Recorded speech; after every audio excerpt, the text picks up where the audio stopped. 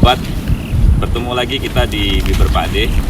Hari ini kita berada di daerah penghijauan pantai dengan mangrove.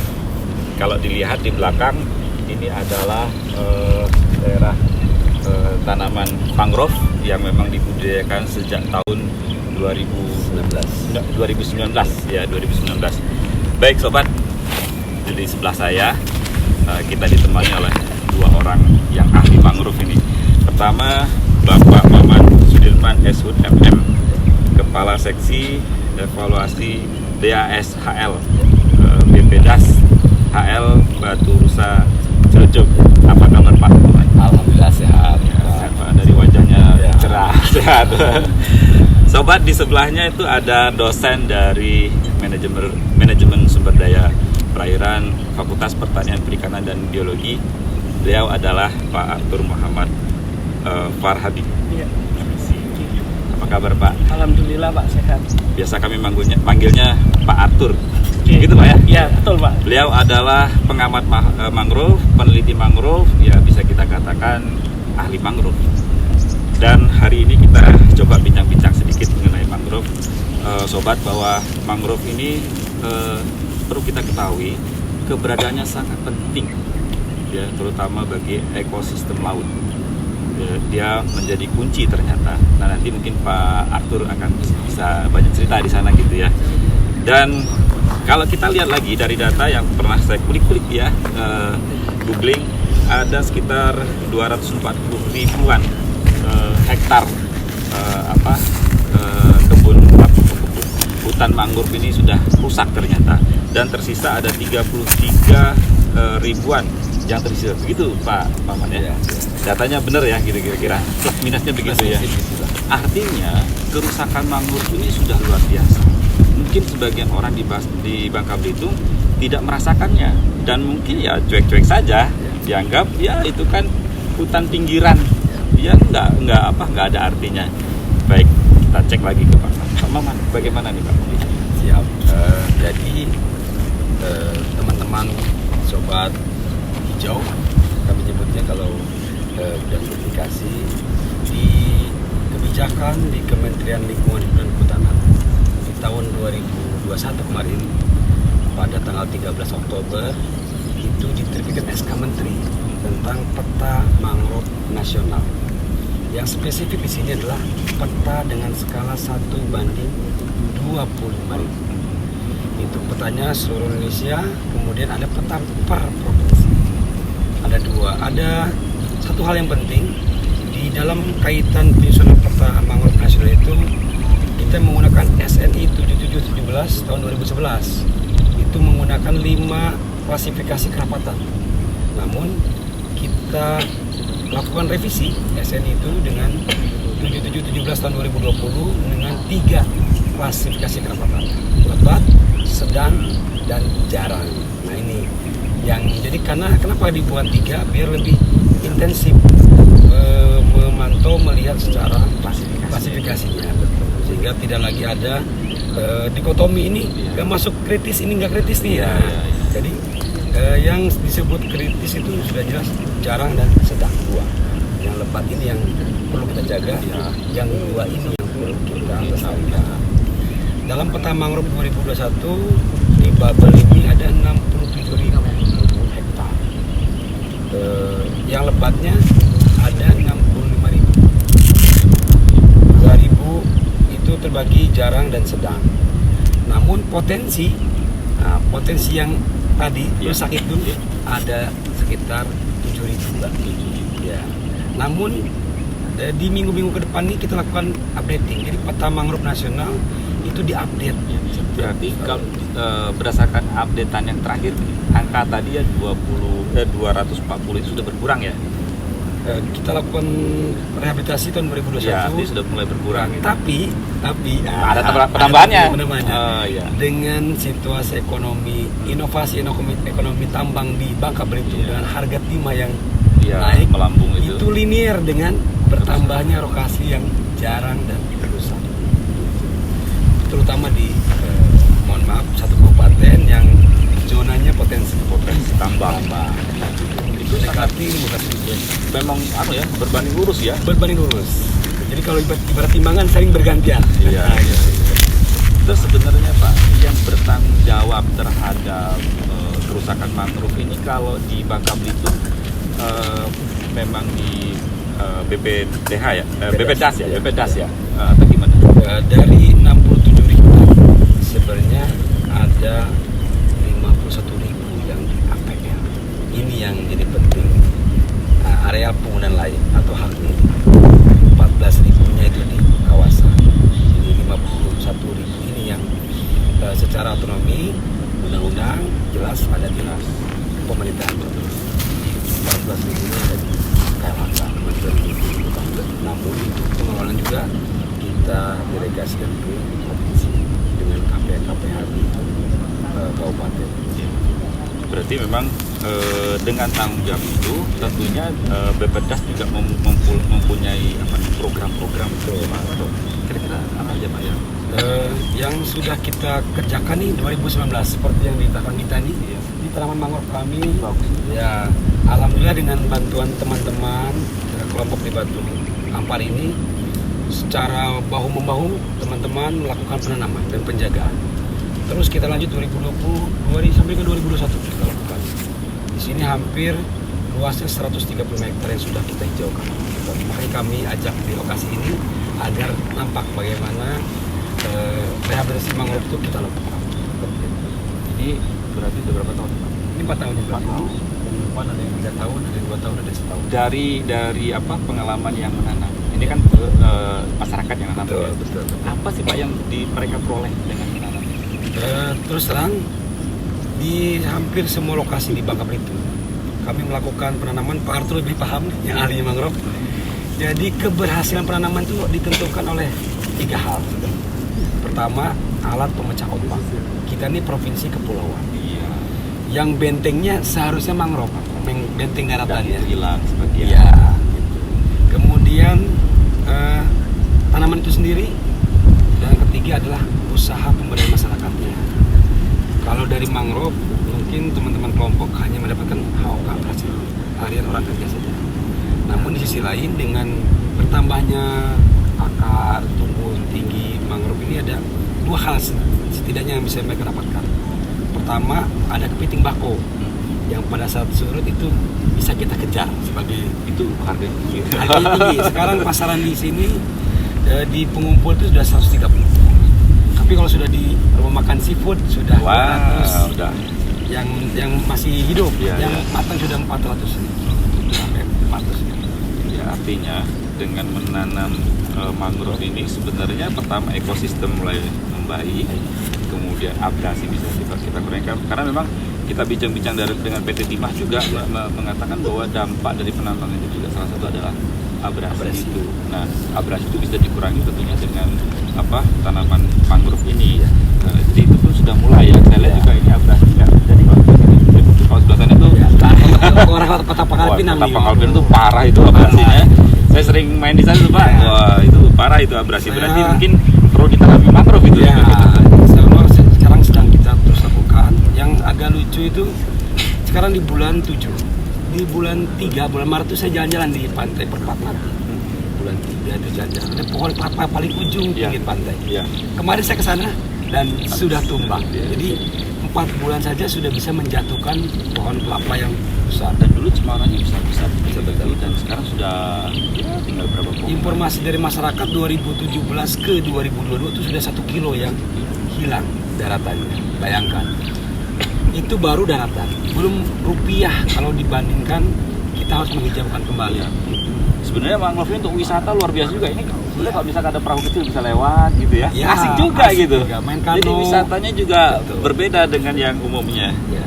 Baik sobat, ternyata memang upaya-upaya yang sudah dilakukan oleh pemerintah Bangka Belitung itu memang sudah menunjukkan kegiatannya, sehingga kita yang berada di provinsi ini perlulah memberikan sikap untuk mendukung. Ya. Mungkin dukungannya macam-macam ya setidaknya berpikir positif lah terhadap kegiatan ini mungkin Ya, gitu ya. betul.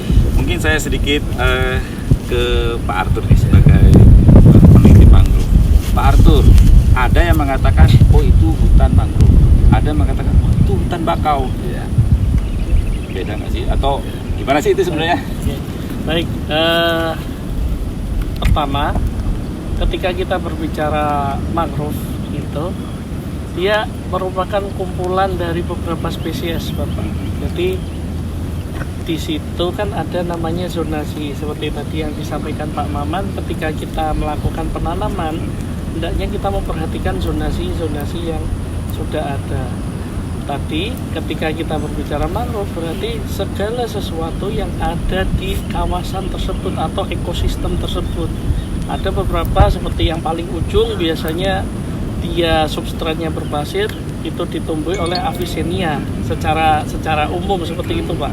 Avicennia, lalu di belakangnya Soneraceae, baru Rhizopora, Psilocarpus, dan yang terakhir itu adalah Nipah, seperti yang sering kita lihat ketika kita melewati pom bensin Merawang itu. Ketika sudah ada Nipah, artinya apa? Berarti disitulah sudah mulai ketemu sumber air tawar atau dekat dengan sungai. Itu secara zonasi. Nah, ketika kita berbicara bakau sendiri itu merujuk ke tanaman yang di belakang ini, Pak. Ini adalah bakau. Masyarakat menyebut ini, spesies Rhizopora ini adalah bakau. Itu penamaan secara ilmi, secara tradisionalnya, secara masyarakat mengenal itu adalah bakau. Karena didominasi oleh Rhizopora, akhirnya dinamakanlah itu hutan bakau. Makanya kepiting itu juga jatuhnya kepiting bakau, bukan kepiting mangrove. Ya itu sobat, mengapa saya bertanya demikian? Karena kita perlu jelas dulu gitu ya. Kalau kita bicara hutan mangrove, ya tadi dijelaskan Pak Arthur, banyak jenisnya. Nah kalau bakau, ya seperti yang ada di belakang ini jenisnya.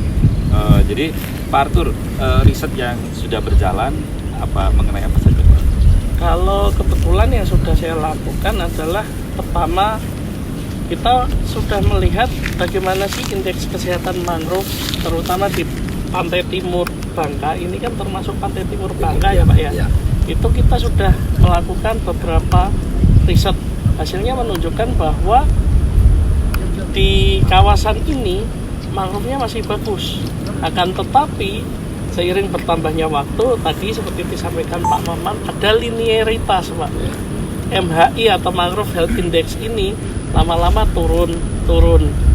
Karena tadi aktivitas antropogenik, ya bisa jadi masyarakat belum menyadari bahwa oh ternyata mangrove ini penting loh, oh ternyata ini bermanfaat loh. Jadi itu akhirnya banyak yang abai dan menganggap bahwa mangrove ini ya cuman pohon biasa saja. Tetapi di balik itu mereka atau tanaman-tanaman ini memiliki fungsi seperti yang tadi. Coba bayangkan 1 kilometer tanah, berapa nilainya? Kalau kita hitung secara ekonomi, belum lagi potensinya seperti tadi, penghasil kepiting bakau, penghasil kerang, penghasil udang. Karena memang beberapa hewan atau beberapa jenis ikan itu memanfaatkan hutan mangrove dalam siklus hidupnya Bapak. Jadi ketika tidak ada mangrove, berarti bisa dipastikan hewan-hewan tersebut akan hilang. Salah satunya adalah ikan belana, ikan kepiting yang mereka bertelur, kawin itu di mangrove. Berarti benar yang saya sampaikan di awal tadi ya, bahwa mangrove itu memperbaiki ekosistem laut. Betul. Karena ketika kita berbicara selamatkan terumbu karang, akan tetapi mangrove-nya tidak dijaga, maka yang paling pertama terjadi adalah sedimennya tidak tertahan. Karena mangrove itu berfungsi sebagai sedimen trap atau penjebak sedimen. Yang ketika itu tidak ada, maka run off sungai itu semua masuk ke laut tanpa ada yang menghadang. Udah Pak Arthur, ini lagi isu-isu nasional yang Pak Jokowi lagi berkeliling ke internasional itu adalah senapan karbon dioksida. Nah, mungkin Pak Arthur bisa cerita Pak. Oke, kalau masalah karbon dioksida atau karbon itu sebenarnya adalah tadi kaitannya dengan kemampuan mangrove itu sebagai sedimen trap. Jadi dengan dia menyimpan karbon itu di dalam perakarannya dia, di dalam ekosistem di bawahnya itu, di lantai hutan kalau kita nyebutnya. Jadi dari mana asalnya? Itu dari serasa daun yang jatuh, yang gugur, itu nanti akan menjadi sedimen, terpendam di sedimen, dan itulah yang dinamakan karbon sink. Jadi dari hasil penelitian menunjukkan bahwa hutan mangrove mampu menyerap karbon 3-5 kali lebih banyak dibandingkan hutan biasa. Artinya apa? Ada potensi di sini. Itu baru dari karbon yang tersimpannya. Belum lagi ada manfaat lain seperti tadi, dengan adanya sedimen trap tadi, otomatis kita bisa menambah atau mengembalikan fungsi lahan yang tadinya tergerus itu, lama-kelamaan dia akan ketahan dengan keberadaan si mangrove tadi. Jadi ada banyak manfaat di situ yang selama ini mungkin masyarakat belum mengerti apa sih itu carbon trading, apa sih itu mengenai penghitungan karbon, karena memang aturannya sedang digodok ya Pak Maman ya. Kalau masalah regulasi pemerintahan, aturan Pak Maman yang lebih ini.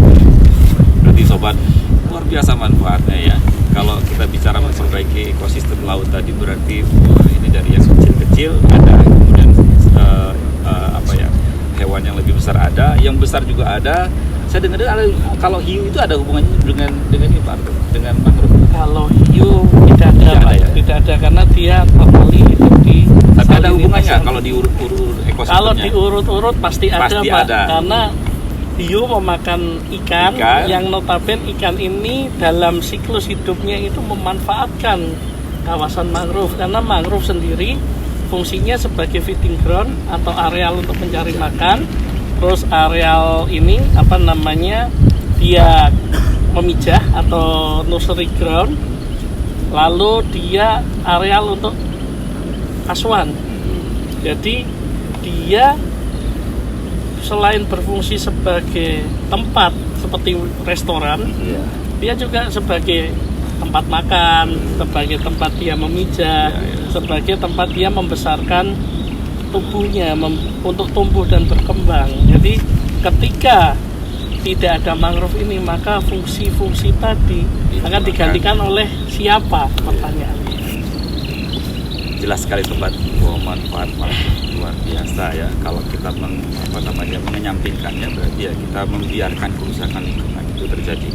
Baik Pak Maman, ini mungkin kita kan lihat tadi setelah manfaatnya besar ya mangrove. Di sisi lain tuh ada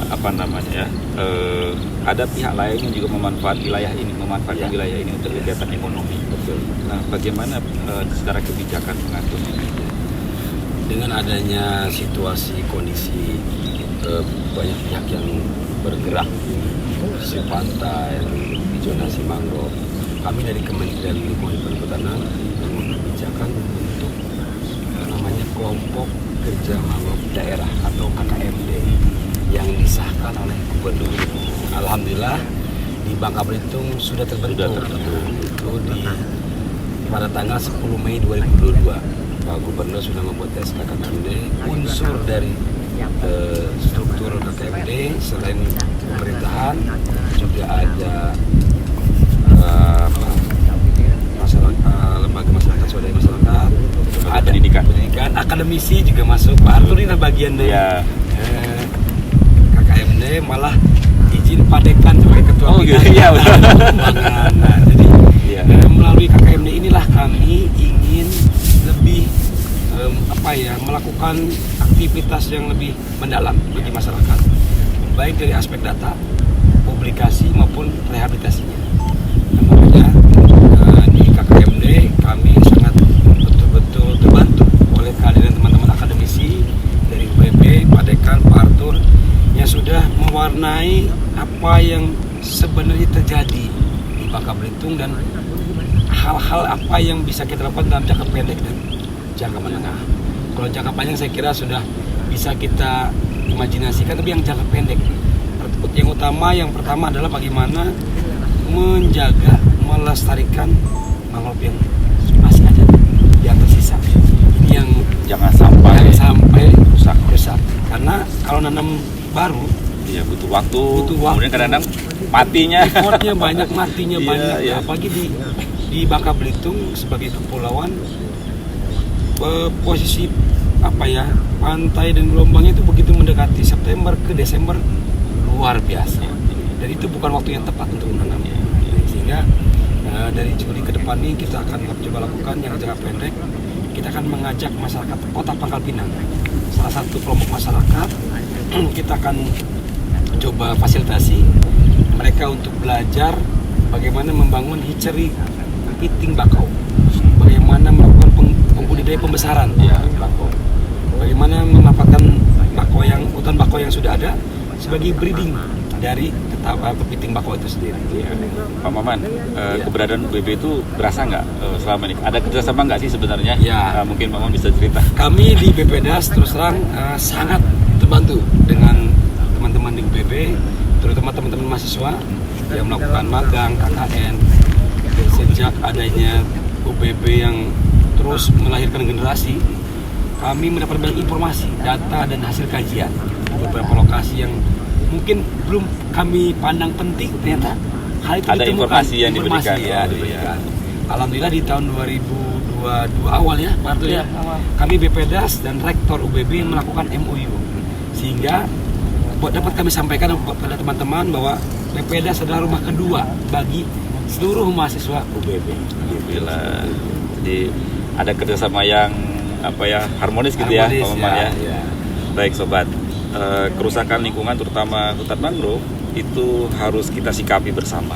Jadi kita tidak boleh cuek saja, menganggap itu tidak penting. Saya pikir perlu kita rubah mindset itu. Cukup kita memberi dukungan, support, itu adalah merupakan keberpihakan kita terhadap perbaikan lingkungan. Dari bincang-bincang kami tadi menunjukkan bahwa betapa pentingnya mangrove ini bagi ekosistem baik darat maupun laut gitu, baik secara ekonomi, sosial, politik, bahkan budayanya juga akan mempengaruhi. Dan pariwisata bisa kita bangun melalui basic mangrove ini. Saya pikir luar biasa manfaatnya. Baik, demikian sobat, bincang-bincang kita pada hari ini berkaitan dengan hutan mangrove, bagaimana mangrove perannya. Kita semua sudah bisa menangkap bagaimana perannya, dan sekali lagi terima kasih Pak Maman, Pak Atur. Demikian, Assalamualaikum warahmatullahi wabarakatuh.